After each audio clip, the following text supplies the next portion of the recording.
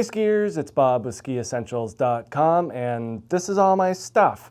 Following up on Jeff's What's in Your Quiver video, I am taking the boot section to a little bit of a different level.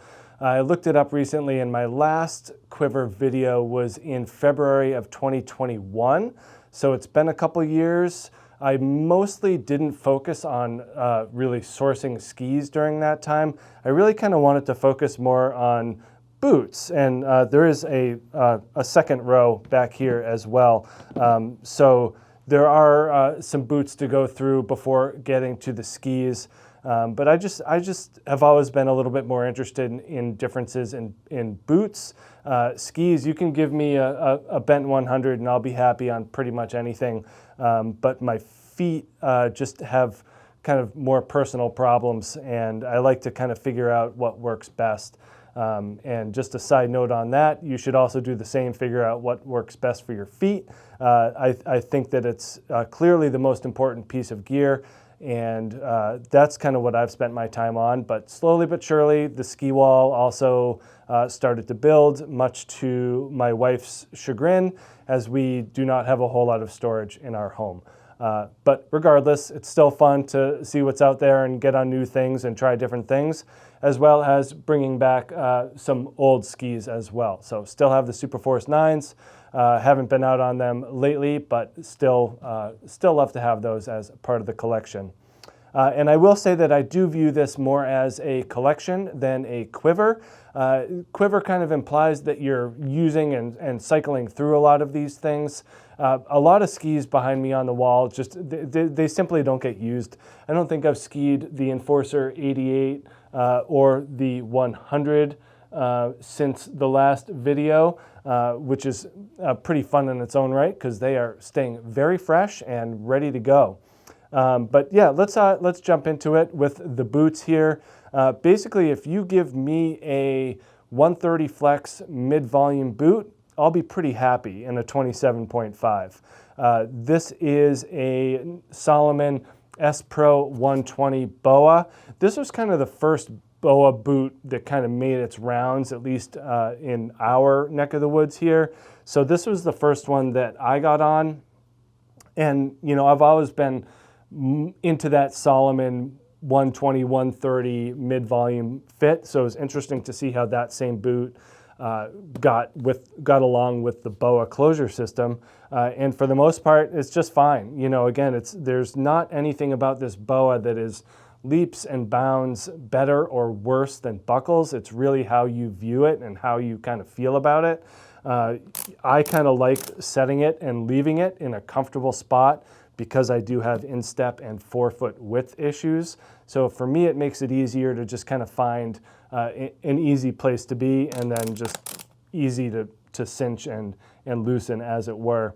But yeah, no issues with this boot. I think that if I were to have my choice, I would move up to the 130.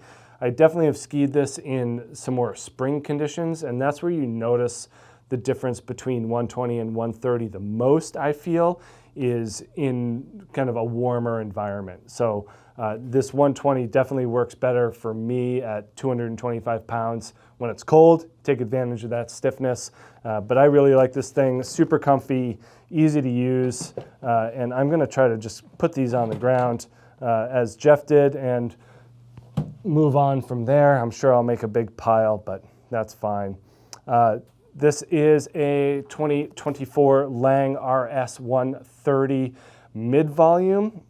This is, when we get to the skis, there's really two pairs of skis that I have to use this boot with. It's my last boot with my DIN soles. I broke the Kastle DIN soles at the end of last year, so I had to go to grip walk. So this is my only DIN sole boot at the moment. So the Superforce 9 and this head core with the non-grip walk pivot will only accept this DIN sole. So if you're matching up boots and skis, that's where these have to go. But aside from that, they will go on everything, but they will only go on the core and the Salomon, as they are not grip walk compatible soles. I do have the additional soles in my drawer and my desk. And I may make the switch, or I may try to source the plates that you can swap out for the grip walk on that pivot. But at any rate, 130 flex boot, really dense liner. That's what stands out to me about this RS 130, is just the foam in the liner makes it extraordinarily tight, even for a mid-volume fit. But very much race-like performance in this boot. You know, when you move up to the mid-volume, you do get the replaceable soles as opposed to the solid sole. You can't really tell that much of a difference unless you have a pretty strong racing background. But I think that this RS 130 is just a great example of how Lange takes their top-end race boot influence and puts it into more of a recreational mold, albeit it is a very stiff and demanding boot. But a lot of that comes from the liner. But really just it's like the opposite of that Salomon, where everything is just pretty rugged and raw, nice burly strap up top here, and just a very traditional boot overall. So I love this thing. I'm looking forward to, when we get to this conversation, the ZipFit liners that we have this year. I'm looking forward to seeing how the ZipFit liner compares to the dense foam, this real race liner of the RS 130. I definitely had to do some heat molding and try to really thin out the liner in this boot before I got comfortable. I actually used more of the minimalist Kastle liner in the Lange boot for a little while, just to take advantage of this strong shell, but I just couldn't quite get into that liner for a little bit, just until it broke in. So this took a while, but the performance is all there for sure. Just a nice, sturdy, dense, and powerful boot for sure.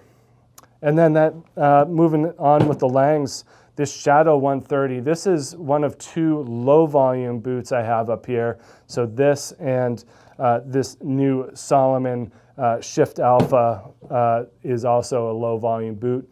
When I tried the Shadow on in the store and put on the mid volume, it felt kind of the opposite of the RS 130, where the liner in the Shadow is a little bit more flexible and forgiving. So I went with the low volume. Really all I need to do is bump out a bunion area and the forefoot, and then I can do low volumes, but this felt like a more gratuitous low volume fit in the shell and in the liner. So I went with that. I'm happy about it, no issues whatsoever. This thing fits great out of the box. You know, again, for me, just a little bit of room in this forefoot area here, and I'm good to go. But definitely cool with that new technology, with this suspension blade, using a dual pivot system here, and just allowing you to access more performance easier. And that same conversation will continue with this K2 boot here. They certainly follow a similar style where you don't have to push forward too hard to get a lot of the performance. But fits great right out of the box. I feel like a lot of skiers, those that got this Shadow last year noticed an immediate bump in accessible performance, and I think that certainly follows through to this year as well. So this is a carryover model for 2025 as well. So pretty fun boot. And just a quick note on application, I'm not choosing boots based on what I plan to ski for a given day. I like to mix it up and give my feet a rest, honestly, just to kind of move the problems around my feet so they don't get too used to one thing. I will say, though, that this Kastle has found its way into the highest performing of my boots here, and I've referred to this K130P as a mid-volume plug boot. So it's 100 millimeter last. It's actually 101 in this 27.5, and I've ground out some plastic as well just to make a little bit more room. But it is very thick plastic, and the wrap really comes up high on the boot. We did a full review of this boot last year, I believe, and so we did some close-up shots. If you want to go back and check out that, you can kind of see how the wrap of the lower shell really comes up high and it overlaps a lot. So there's a ton of plastic touching your foot, which translates directly into performance. This is just a rock-solid boot that carves incredibly. I was a little concerned that the stiffness and the thickness and the heft would make it a little bit cumbersome in bumps and trees and other tight zones. It's not the case. I don't think that downhill performance in boots is really that tied to weight from what I've found.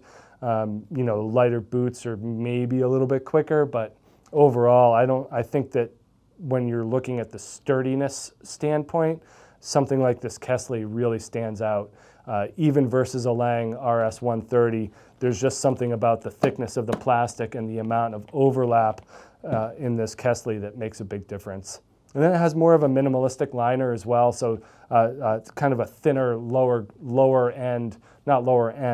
volume foam, so it fits really well. You can, you know, out of the box, for someone like me to fit into a boot this thick in plastic, I thought was pretty remarkable. So minimal work that I've done, and you just take advantage of the stiffness and the thickness and just get incredible performance. So I guess if I'm looking for the most downhill performance, if I'm doing our local ski bum races, I am using this boot. So a little bit of a performance nod to the Kastle, but nothing crazy overall for with the rest of these boots. Moving on to the back row here, picked up this K2 Recon 130 last year, and this is they get a new graphic for 2025. But this was a really fun one because it does follow kind of a similar vibe as the Shadow in terms of it being a lighter and stiffer plastic. So you really get a lot of reaction out of the top end of the boot. Well, one of my first days skiing it, I buckled it up, cinched it up, and didn't have the rear spoiler in because it's kind of, I view those as a little bit more of a fit aid than a performance aid. Yeah, it's going to increase your rear angle a little bit, but really it takes up more volume in the calf. And usually I'll ski a boot without a spoiler before putting one in. And I found that these felt very upright. They were very stiff. When you had this power strap tightened up, I basically could not push through the tongue of the boot and had to kind of rework it. I went and tried a heel lift, put the spoiler in, and then buckled the top up looser, and then it clicked. Fits great, again, mid-volume, out of the box, no alterations. Just put my custom footbed in the liner and skied these a lot last year. I skied them all 3 days of our ski test, so probably the most vertical in a 3-day period that I did all year was in these boots. Basically, I wanted a blend of comfort and performance, and these delivered. I was very impressed and didn't even think twice about using them day after day during our ski test. So pretty cool with this K2 Recon 130, just a nice blend of performance and lightweight. With that BOA, no issues with that BOA whatsoever. Again, works great. It's more of a matter of preference. This is a Dalbello Veloce 130 for 2025, and I picked these up last spring, only put a handful of days on them, but similar to that K2, it was footbed in and out of the box and off you go. Very impressive how these boots work. They are very traditional in nature, very much like that RS 130, just a pretty standard 4-buckle style. And I got along with these boots just great. They fit awesome. This is a boot that I will be skiing day one this year, and I did go through the molding process with the ZipFit liner for this boot, and I think that it's going to work great. I'll just talk a little bit about the ZipFit liner and that process before moving on. This is a ZipFit Workhorse liner. I have not skied them yet, but every experience that I've had so far, I think this is going to be a total game changer. For the most part, I don't know why other ski boot manufacturers don't put a neoprene toe box in 4-foot area. I mean, I do know why, because most people's boots are too big and they need kind of a beefier liner to take up volume. But this neoprene 4-foot for me is a game changer. I am over the moon that I finally have a liner that does this. And I've had Intuition liners in the past, and they work great. I love that foam feel. There's something about this cork, and specifically with this Workhorse, the leather involved, that I think is going to make it extremely interesting. One of the things about the leather is that it's kind of sticky. So the leather on the outside will stick to the shell, and then the leather lined, these white portions on the inside, stick to your sock. So when you get your foot in there and this cork area in where the leather is molds to your ankle and in the heel pocket, I mean, your foot is not moving. And I put these right in these boots right out of the box without molding them, and they felt great. The customization process, I will say, is not very exciting, and I don't even think it's worthy of a video or much more discussion. You simply put this thing without your footbed in the microwave for 40 minutes and then put it back in the boot and put your foot in there and walk around for a while. It didn't seem like it was very exciting to me. So not a whole lot going on there, but I am extraordinarily excited about this ZipFit Workhorse liner, and I'm also interested in putting it in different boots and seeing how it goes. A lower volume boot like this Shift Alpha Boa, I think is going to be interesting, and then the Boa too just makes it a little bit harder to get the liner in the boot. You can kind of go either way, racer style, where you lace up the liner and then put your foot in it and then put your foot in the boot. I don't want to do that. I want to keep the liner in the boot and then just put my foot in the thing like normal. We'll see how it goes. That's kind of my biggest question at this point. But other than that, I am extraordinarily optimistic about this ZipFit liner and its ability to transform a boot. And I think that if you're looking to replace a boot because your liner is packed out, like I understand these are about $600, but a new boot's almost $900. So adding a ZipFit to this really makes a lot of sense to me, because it's also supposed to outlast your shells. So theoretically, this is going to outlast this, and then you can move it into your next one. So again, I'm extraordinarily optimistic. I'm super impressed with this liner so far, and I'm really looking forward to it. I'm not going to put it back in right now because it is still a little tight and pretty sticky. But no, I'm pretty excited about these Veloce 130s. They fit me great out of the box. And then cool new purple boot from Salomon, Shift Alpha Boa. This is another boot that I have in a low volume fit. I did a little bit of work yesterday, bumped out the forefoot just to give me a little extra breathing room there, and should be good to go. These things are pretty cool. That Boa does have that exo belt technology where the Boa actually goes around the ankle pivot here, as opposed to other Boas that have this buckle, this other kind of buckle area here. So a little bit different of a style. And then walk mode, tech fittings. So this will pair with the Enforcer 104 Unlimited for touring capabilities. But I also am interested to see how this just works in a resort setting as well. So I plan on putting a bunch of time onto this, and I'm sure we'll have a full review coming. Again, fits really well out of the box for a low volume boot for me. Just a little bit of width in the forefoot, and yeah, good to go. I also just want to call out the match of the Faction.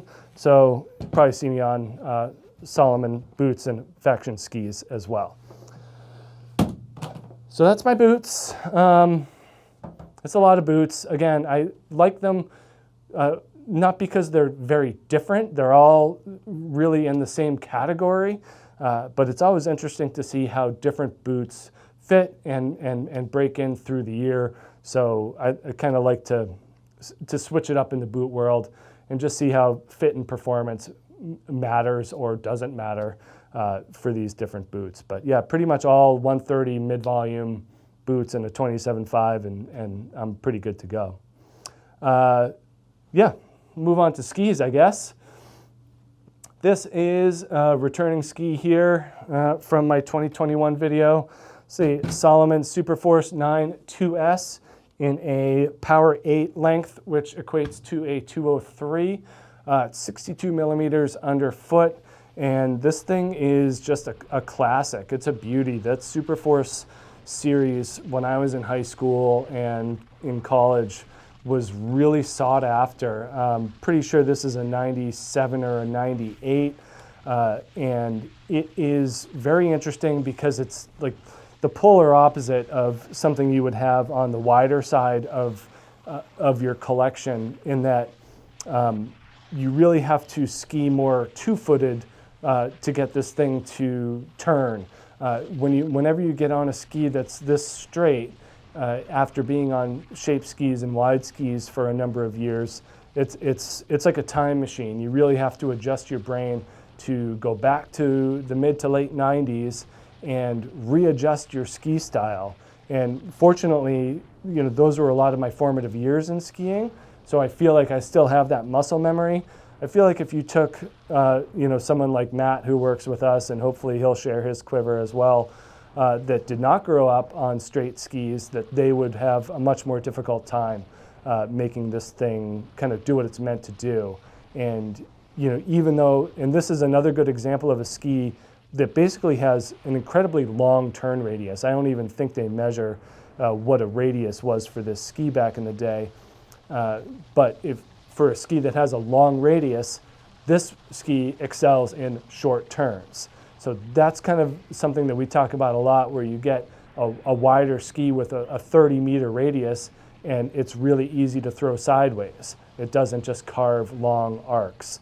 If you put this thing on edge and expect it to bring you around the hill, you will be sorely mistaken. It loves the fall line. Hopefully I'll get back on this year. Again, just a fun kind of novelty ski to have, and one that is just near and dear to my heart as the years progress. I'm also going to incorporate poles into my ski discussion. Jeff did them separately, but I'm going to bring out the pole that goes with the ski. This is I believe it's a 2023 Head Supershape E Rally. This has a Protector PR13 binding on it, and we got these kind of as a side-by-side comparison, mostly for the Protector system. You know, Jeff and I flipped a coin, and I won the Protector binding, and it was really interesting to see how these skis in a 177 changed performance-wise with the addition of the Protector, which is just, it's supposed to be a safety thing. But when you kind of think about it as a blockier heel piece on a carving ski, it makes more sense because it's just delivering more weight. So if you're looking for smoothness and power, like Protector does both things. It does safety and it does performance. With this ski, I do have a Scott carbon pole here. This is a 54-inch. So these go with my with the racing skis, or carving skis, if you will. I do use these in our local ski bum race as my race ski, and it fits really well in kind of the shorter turn courses that we have. Also at, you know, 78 millimeters underfoot, it helps to have more balance underfoot. I don't have a racing background, so I don't get too close to the gates. But having a nice light, this is one of the stiffer carbon poles to help push you out of the gate. That's where I get all my speed, is those upper pushes. But I really like this rally. It was one of those skis that I took out once last year skiing with my wife on kind of a groomer day, and you know I was gone, and she's like, "What are you doing?" And I'm like, they're just too smooth. You know, the energy management circuit, the 2 sheets of metal, even though it has a shorter turn radius and it's only a 177, this thing loves to just find the turns in the fall line, and is just incredibly rewarding in a carved turn of any radius. I think that this thing kind of goes beyond what the stated radius is more than a lot of other skis out there, especially more on-piste and carving-oriented skis. So pretty cool stuff. You know, they did change it for this year, just added some carbon underfoot. They also added a length, so this now comes in a 184. I'd be interested in trying the 184, but my general theory is that if it's a more carving or on-piste ski, I have better success with kind of the size down. I've said that about this ski, and then also the Rossignol Forza 70, which I've enjoyed in the 173 more than the 181. I feel like the ski is designed to turn, and a shorter length allows you to do that with greater ease. So that's the Supershape Rally. Pretty excited to have that for race days and other firm snow days. And then same thing can be said about the Stockli Montero AR here. This is a 23-24. You know, they did change it for 2025, and I really enjoyed that 2025 version. They moved the mount point up a centimeter. They added extra slits to the tips and the tails to allow for greater articulation. So this thing could be considered more directional than the newer version of this ski. And I would like to kind of give that new one more of a shot. I would also like to have it in the 180 versus the 185. This is, like I said, I mean, it's probably my size, but I think I would have better luck in a carving capacity on the 180, and just to kind of shorten that turn radius a little bit. But these are about as smooth and rewarding of a ski experience as you're going to get. You know, we have all these skis up here. You know, there's 12 skis up here. If I'm going to narrow it down to 2, this is going to be one of 2. No question asked.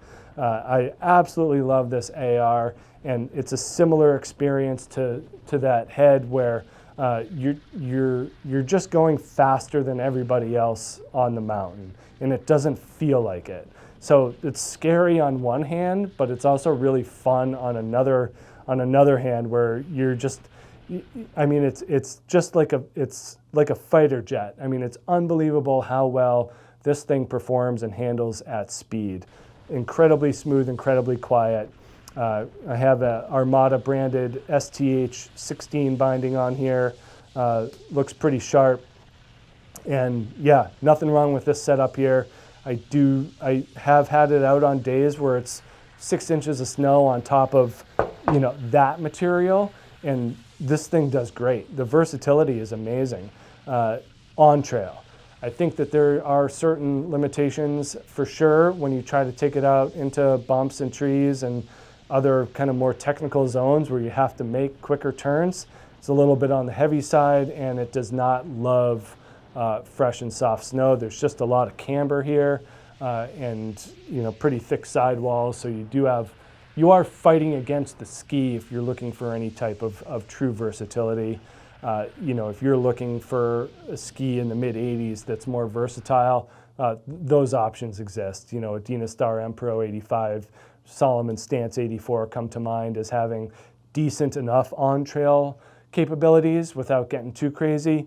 But if you're spending most of your time on trail, regardless of conditions, this is just an absolute blast. And there's no bad things you can say about this ski in terms of an on-trail capability. Love it, so fun.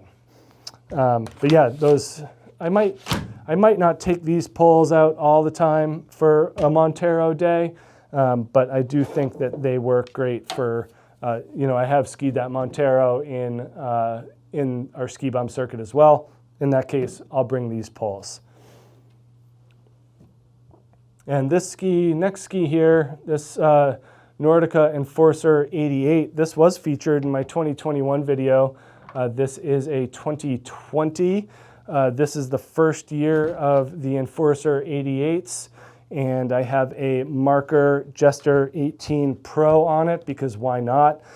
You'll start to see kind of the vanity of our collections start to appear here when we're pairing ski binding and pull colorways, and kind of whatever it takes to get that dark orange color filtering through the hard goods, I'll do it. Not ashamed to say so. And when people ask about skis, they're between two skis and they're very close in nature. Yeah, I mean, it's totally fair to be like, well, which one do you like the looks of more? Get that one. Then you'll be happy with at least something about the ski. So I am not opposed to color coordinating and making things match at all. And even going a step further, you can take this and match it up with the orange of the Lange boot here. So there's a lot going on in terms of selecting your stuff, and I think that manufacturers do a good job of kind of making different color bindings and pulls and boots to let you be more creative and more stylish. This is a Vocal Fantastic ski pole. This thing's pretty old, but the orange pole will go with the Enforcer and the Head Core 93, and I believe that is it. But yeah, this is a first year of the Enforcer 88. This is one of the skis that I think I would be interested in coming up with a modern replacement for. Just because those skis exist. This Enforcer 88 is awesome.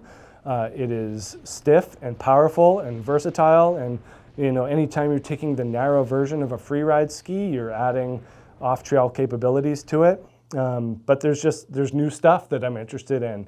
Even if you look at a Mantra 88, which only changed in name, that ski is a little bit more modern. The Blizzard Anomaly 88, stuff like that. I think that if you're looking for a ski in that 88 millimeter range with 2 sheets of metal, there's a ton of great options. And it's almost 4 years beyond the ski's inception.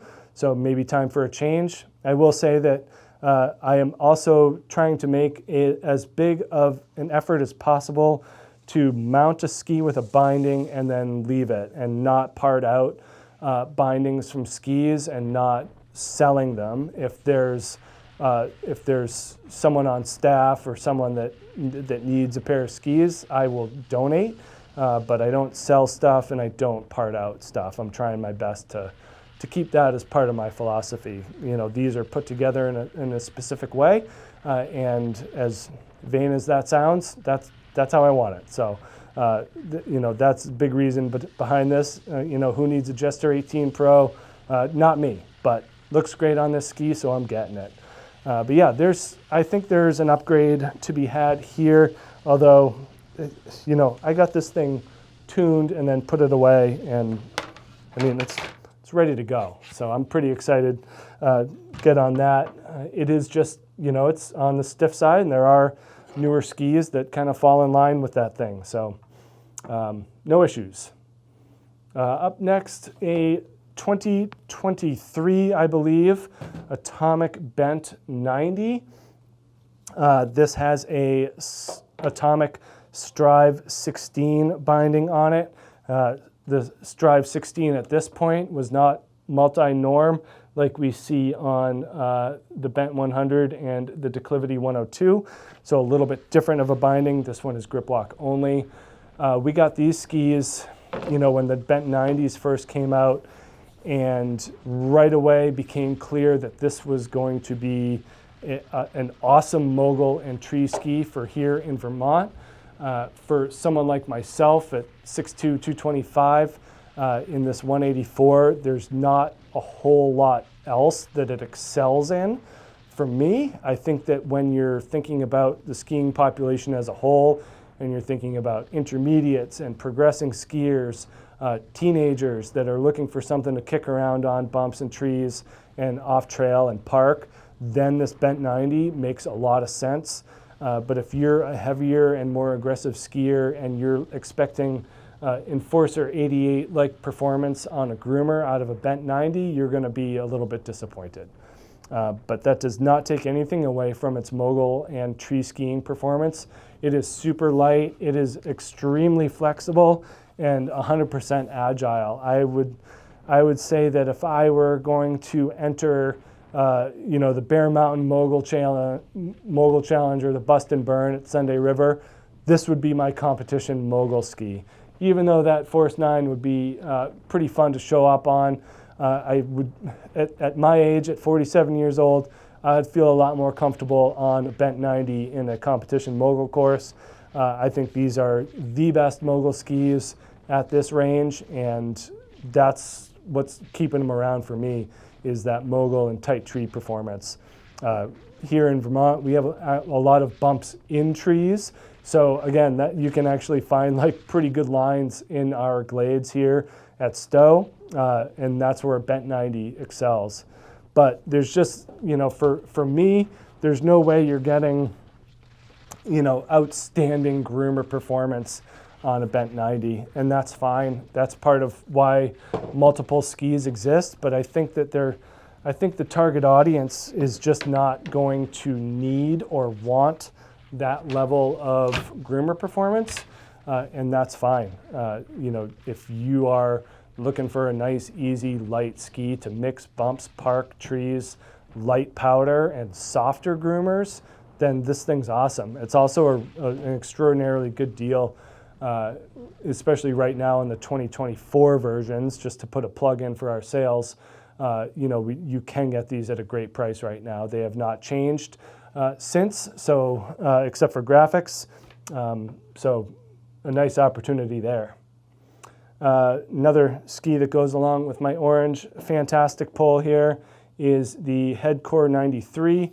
It's a 2023 version, missing the top cap of the toe piece of my Look Pivot 18 here, and I actually just found it in my driveway when I was blowing leaves the other day. So I got to bring that in and see if I can get it back on. But this is a ski I sought out for myself in the 2023-24 ski season. I wanted something that was a little bit different from like a bent 100 that I could use to ski by myself and with my kids. So having a lighter weight ski to be mobile in trees and more versatile in bumps, but also have that dual carbon layer construction for opening it up and skiing by myself. I kind of settled on this ski, and I think that it works great for that application for sure. It's amazing how stable and powerful these Core 93s are for how light they are.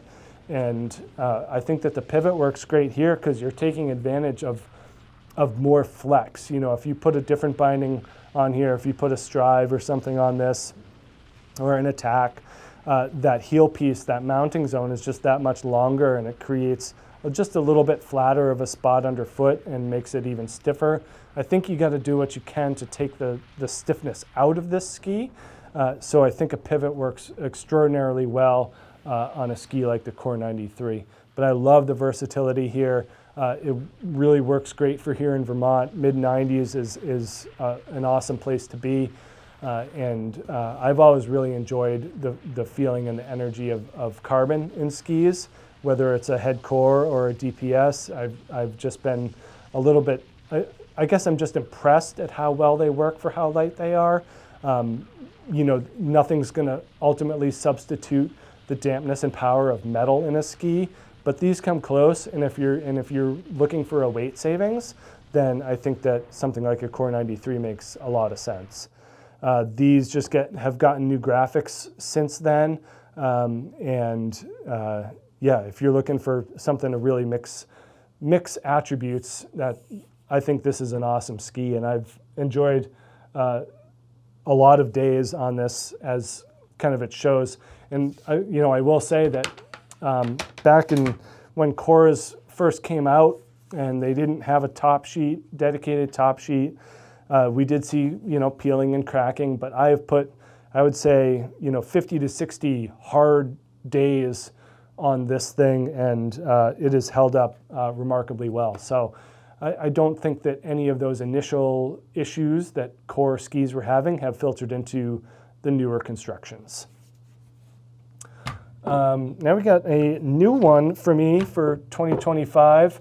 I've not skied this thing yet. This is out of the wrapper and And onto the bench here. This is a Faction Dancer 2. I have a Look Pivot 15 on here, and I'm really excited about putting this thing through its paces this year, as it is a 96 millimeter underfoot 2-sheet of metal all mountain ski. So I'm really interested in how something like this Dancer 2 compares to more mainstream skis in this realm, like an M7 Mantra, an Enforcer 94, you know, an Anomaly 94, kind of more of those traditional stalwarts that we see in that realm. Can Faction make a dual laminate ski in the mid-90s that holds up to that? And I'm really interested to see kind of how that goes, and kind of pairing days on these, if we were doing, you know, an Enforcer 94 day or something like that, or an M7, to kind of go back and forth and see how a Dancer 2 holds up. These just have a little bit more camber than an M7 specifically, so a lot of energy built into the ski to go along with 2 sheets of metal. So I'm interested to see how that goes. You know, they do have 3 mount points on here. Everything else here is on the line. They have a directional, or a New School, Progressive, and Classic. The Classic to me looked a little bit too far back, so I just bumped it up 1 to the Progressive, and I bet that'll be fine. I also have no issues remounting skis. This is a 182. I do feel that this is a better option for me in this ski than a 188, mostly because I want to figure out the energy. And over the past couple of years, I've enjoyed the burlier skis, the Mantras, the Anomalies in slightly shorter lengths. So that Anomaly 94 and a 182 felt really good to me. So I'm kind of wondering how this Dancer 2 in the 182 holds up well. So I kind of have been identifying more with the low 180s versus the high 180s in skis like this. You know, when you get to the new Bent or the new Declivity X in the 188, my philosophy changes when you get to that level of ski. And then I've got a Scott pole here. This is a couple years old now. It's a combination of the graphic looking weird and the scrapes and scratches, but I'll use that pole with this. You know, pretty much the first thing I ever do when I get a new pole is take the straps off. I haven't used straps in about 20 years, and I don't drop my poles, and I don't have any issues, and I just love being able to put both of my poles in one hand or the other hand and not have to worry about straps. Skiing is a complicated activity, and I'm more, despite what you see up here, I'm actually more of a minimalist in nature. So I'm always looking for ways to reduce things, and straps seem like an easy one for me. I also kind of like these rubberized grips that are just easy to use. I also think that without straps, I also will bump down 2 finger notches if I'm skiing in moguls, and you can drop that length down. I mean, this is a 50, which is a bit short. You know, I'm probably a 52 by the books, but I prefer shorter poles. I feel like in those 54s, I end up kind of kicking the front with my skis, and I'm not terribly comfortable in shorter turns. Most of the skiing I do is in shorter turns, side of the trails, moguls, trees. So shorter pole works great for me. But definitely excited to get on these Dancers, and, you know, again, just to kind of, where did that thing go? Yeah, I'm really excited to see, you know, this Salomon boot in that. I mean, it's too good. So yeah, nice matching there for sure. But yeah, new Dancer 2 for this year. Another new one for 2025 for me is this new Bent 100. I do have this Salomon adjustable pole here just because it looks cool, but I will probably use that Scott for the most part with this Bent 100. Do have this Drive 16, this 747 style on here. Looks pretty sharp. I definitely feel like these new bent 100s, as opposed to these older ones, are a little bit more my style. I will say that I was surprised to see how much of a difference in the new 186 to the 188. Certainly more than 2 centimeters here. And yeah, I mean, there's just, I would say that this is more of a long 88 than this is a short 186. But more wood in the current, this 2025 bent 100, slightly different horizon tech, more tail rocker. This ski just feels a little bit more substantial and a little bit more stable than this older bent 100. This thing I've really kicked this thing around the mountain a lot. Most of my skiing done by myself is in kind of exploration mode. I don't find myself on trail a whole lot if I can help it. You know, I've been skiing here at Stowe for almost 24 years, and I'm still finding new areas to go, even within kind of the normal constraints of the trail map. And that's where I really love my bent 100s, is they're just so fun to kick around the woods and to use in bumps and trees and softer snow. A little bit of an uptick in on-trail performance here for 2025, and I think that's going to really make it more enticing as a daily ski. I had mentioned before, if you want to kind of winnow this down to 2 skis, the Montero is the one. I would have to make a pretty tough decision between this and the Declivity as my second. You know, it's just because I can ski Declivity style more, doesn't mean that I do. This one might actually line up better with what I do most of the time, between skiing with kids and skiing kind of in exploration and adventure mode. The bent 100 is just easier to use. And I would be willing to give up a little bit of on-trail performance and power that the Declivity has, mainly because the Montero is going to be your on-trail ski. So you get your carving from there, and then you get your fun from here. There are a few days where 100 is not going to be enough for the snow we get here, but those days aren't many, and it gets tracked out pretty quick. So my widest ski at a 104 is generally going to be enough for here in Vermont. If it snows more than that and you feel like you are being overmatched, then great, it just snowed a lot. So I don't feel like those are negatives exactly. I feel like 100 is a great place to be, especially with the tip and tail shape and the horizon tech. You're getting a lot of good flotation out of this 100. But yeah, when we skied these last year, it was definitely a noticeable uptick in performance from this style. I believe it's a 21 or a 22 bent 100. In terms of how it just felt quieter, smoother, and more stable without losing any of that agility. So yeah, pretty excited about new bent 100s for this year. And I'll kind of put this thing away as well. And then we can kind of briefly go over this older bent 100. From my 2021 quiver video, I had that Soul Rider 87, which was like my go-to everyday ski. And maybe a month after that video came out, the whole edge just came off of that Soul Rider. It had lived its best life. There was no, I mean, I was sad, but it wasn't like the ski owed me anything or anything like that. And I took those bindings and put them on this ski. I sourced this bent 100 as the Soul Rider 87 replacement.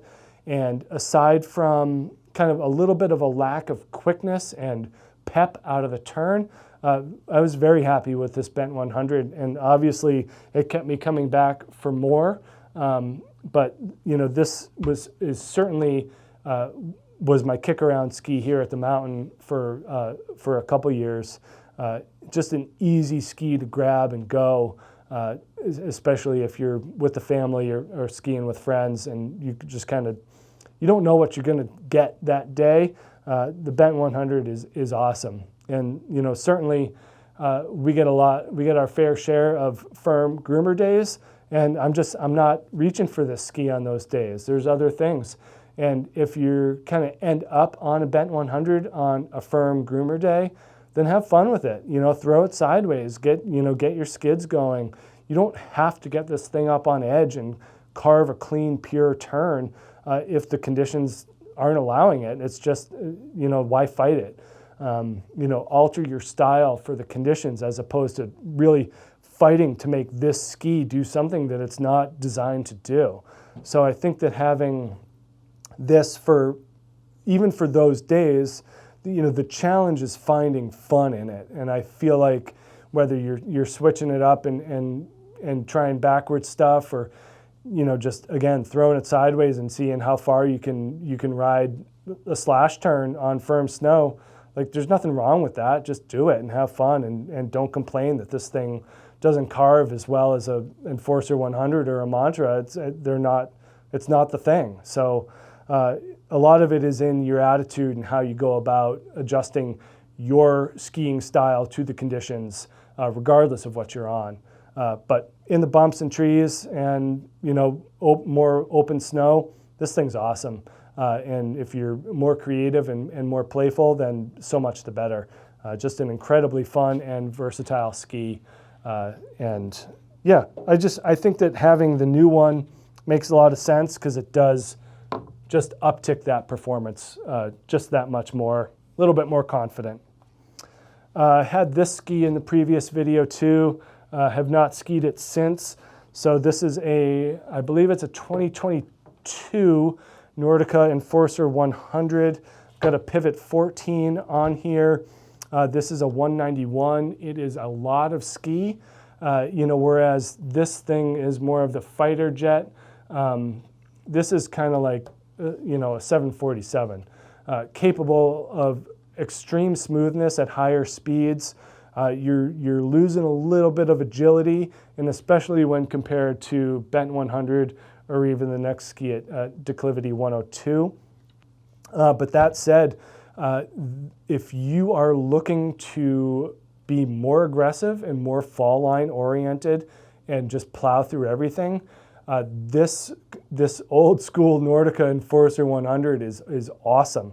They definitely made, I think, a good move with the new 99 at boosting that tail rocker, adding a little playfulness, moving the camber, moving that mount point forward. The new ski is just more engaging. It allows you to be more of an active participant in the process, whereas this thing is a little bit more like, hey, you're coming along for the ride, and I'm going to show you where the bottom is. And that fits a lot of skier style really well. I appreciate it, although it is a fair amount of work. But if you're willing to put in the work, you will be rewarded with the most performance out there. I think that there's something to be said for just how well Nordica shapes and designs their skis and then adds this burly 2 sheet of metal build to it. Just makes it unique in the ski world, and it was really an instrumental ski in the development of everything from here forward in terms of modern freeride and all mountain skiing. So this is an OG for sure, and I really enjoy it. It's amazing that now in the Enforcer 99 that I'm basically preferring a 179. Because the ski is so sturdy in its construction, you don't have to upsize to access performance. This is 2022 thinking right here, going with a 191. For me, it's just one of those things that you don't think you're going to age, and then all of a sudden you're in your mid 40s, and a 191 Enforcer 100 is just too much. With the Pivot 14, it's really an interesting discussion. If Pivot 15 and 18 didn't exist, this would be an amazing binding. I think just knowing that a solid metal toe exists makes this 14 just a little bit different. But again, if you didn't have the context of the 15 or the 18, this would be amazing. But I can feel the plastic, especially in the toe piece here. So, there is a difference. there's also a difference in cost. So if your budget isn't there, then a Pivot 14 is wonderful. But again, there's just a difference between that full metal toe piece and this one. It's just more moving parts. And I will say the same thing about the Strive. There's a lot of moving parts in that binding. As great as it is, and as easy as it is, and all that stuff, there's still just something to be said for a Pivot 18 here with just one piece that moves. So again, it's that simplicity that kind of comes through where, it makes sense for a binding to have less moving parts in my mind, just on a philosophical standpoint. But again, if you didn't know that existed, this Strive 16 or this Pivot 14 would be, groundbreaking pieces of technology. But, maybe we'll get out on this again someday. It is really fun. Now we got another new one. This is an Armada Declivity X 102, new ski for 2025. A lot of us here at Ski Essentials have really enjoyed the older Declivity 102 for a number of years. And I think that some of them were sad to see the changes made here. But I think that those fears are going to go away pretty quickly when you get on this Declivity X 102. This is a 188 Armada branded Strive 16 binding on here. This gets the multi-norm, as does the 747 here, and goes really well with those Scott poles as well. It's the ATB X Articulated Titanal Band X, so a shorter metal laminate. It is still articulated, but they're really trying to kind of bring the ski into a bit more of a free ride mentality versus the older 102 featuring our Karuba wood core that really just kind of hooked into a turn and delivered an unbelievable amount of energy. I think for a 102, that was a little bit misplaced. So this new one kind of hooks into a more freestyle, a more soft snow oriented capacity while still delivering what I found to be an extraordinarily rewarding on-trail experience. The older 102 was like a notch above in terms of on-trail energy and rebound. This is a notch above in terms of more playfulness and more creativity, but I don't think it loses a whole lot in terms of on-trail. And again, if you want on-trail performance, get a Montero AR to go along with this. I would have a hard time saying that this is a better one ski option for here in Vermont versus the Declivity 92. But I would also gladly and happily ski this thing every day here. There's no issues with it. The kind of the ability of it to carve turns is surprising, and I think warrants attention. But it's not going to be more powerful or more engaging than like a Mantra 102, or as directional as a new Anomaly 102. I think that this kind of sorts itself into a different category as more of a blending ski of free ride and all mountain. I'm really excited. I mean, it's a 188, it has an 18.5 meter turn radius, really nice kind of free ride oriented tip shape. When you move into the new Declivity X 108, then we're seeing more early taper and a longer turn shape. So there is quite a difference between this new 102 and the 108. But I think that for what we do around here, this is going to be, I am very excited to put some time in on this ski. I think that this Declivity and the Bent 100 are going to fight for prime time truck space this winter. I will do my best to kind of give them their own times and their own space, and I'm not pitting them against each other. I want them to be friends. But yeah, I'm very excited about the new Declivity X 102. This is one of my favorites for 2025, and I certainly went out of my way to kind of curate this specific setup for myself for this year. So very excited about this Declivity X 102. Pretty cool, like not a lot of splay here too. So excited about that. Lastly, I have a Nordica Enforcer 104 Unlimited. This is my touring ski. I don't tour. That's why it has a Duke PT 16 on here. You know, I'm not, I don't know how these people have all this time to go touring and spend all their time in the backcountry. I'm jealous, I should say, of the amount of time they have. I just don't have it. I don't know how they do it. But I will say that this Enforcer 104 Unlimited is awesome. And whether inbounds or out, I think that this is just an incredible ski. Follows the same footprint and mold as the outgoing Enforcer 104 Free. Now Enforcer 104 has a different shape to it. It's more directional. That old 104 Free, that is the same footprint as this in terms of rocker and taper. And I have skied this here lift served at Stowe. I probably put, I don't know, 15 days on it or something like that. And it is incredibly fun, super drifty. You know, we talk about the Bent 100s and their ability to be really good tree skis. I would say that this in deeper snow pretty much blows that thing out of the water. It is incredibly agile and surfy. You know, it doesn't have the metal of the 104, but it's also not, it's not a noodle.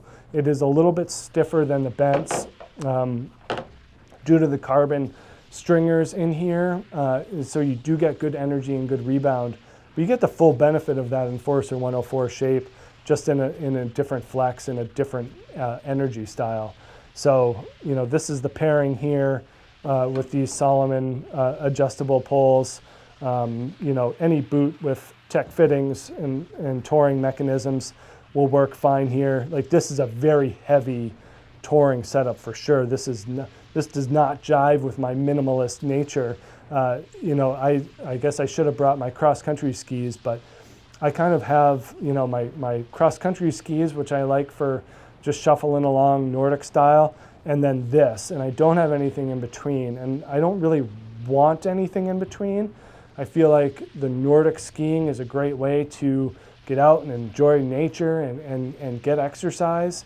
I feel like this is a setup for seeking out powder when the lifts aren't open, but this isn't a daily touring setup. I'm sure some people will do that, but if I were to be a daily tourer, I would go far, far lighter and more minimalist than this setup. I totally understand that this is very much a downhill Nordic style, a downhill touring set of equipment. You know, again, one run up, one run down when the snow's good and the lifts are closed. That's what this is good for. I don't think that there's a daily touring application. Even these boots, you know, here in Vermont is kind of overkill. If you were out in Utah and you're going distant mountain peak and have a long run, then sure, you get something like that. But for the most part, I think that the daily touring, the daily backcountry skiing, that calls for a much lighter and more forgiving setup. But this is basically a Jester 16 binding. When you click into this thing, it is full confidence on the downhills. You know, again, if you just gave this to someone as their alpine binding, you would never hear otherwise that there were any issues with it, as you know, in that realm. It works awesome. So pretty cool skis, very interesting setup. Again, not the lightest, and I'm not using that as a daily touring setup. You know, there's a place and time for most of these things, and you just kind of got to decide on what you do. But again, more of a collection than a quiver. I think that, you know, I think it's important to talk about boiling it down. You know, Montero AR and then Bent 100 and Declivity, those two can fight it out for the two skis. And, you know, you got all your bases covered for what I do here in Vermont. And then the boot mess is a whole nother story, but I like playing around with boots, as a boot fitter for 4 years, and really kind of enjoyed what boots fit different people. So that has certainly filtered into my later life and ski career. But yeah, that's it. That's all my stuff. Please let me know if you have any questions. What do you want me to replace that with? What's missing? Is anything missing here? 2 skis that come to mind for me is, I've talked about a lot, a Line Optic 88 and a Black Crow's Justice. Those are 2 skis that I would gladly add to a collection, but I think that my immediate needs are somewhat met, but this is the one that sticks out to me as being the most readily replaceable, especially for Vermont skiing in terms of daily use. So yeah, let me know what you think and reach out if you have any questions, and hopefully we'll get some more people up here to share their stuff. So yeah, we will talk to you later. Bye.